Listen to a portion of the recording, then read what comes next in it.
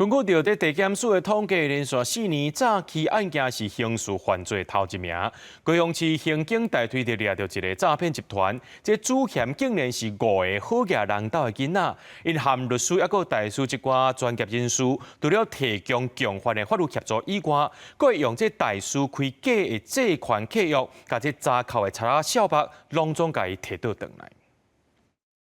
警察，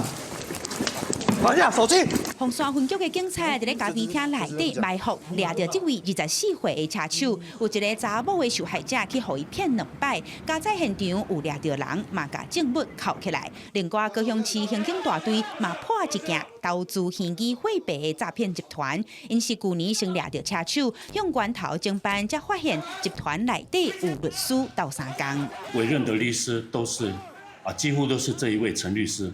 那我们警方也起疑，为什么都是这个律师来做这个辩护律师？原来这个律师呢，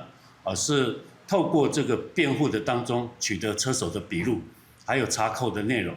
警方对查发现诈骗集团，除了找姓陈的律师做报备啊，嘛找厝内开地政司事务所姓温的查甫人，假做是大师，骗受害者卖厝投资，甚至搁开假的借款本票，甲减掉甲警方查扣的钱退回来。要求被害人签立这个假债权的本票以及契约交由这个假代书温显送交给地方法院来做一个强制的执行然后呢，把警方查扣的这些没办法马上做定位的这些赃款呢，然后取回交给诈骗集团，来保障他们的这个诈骗集团的这个获利。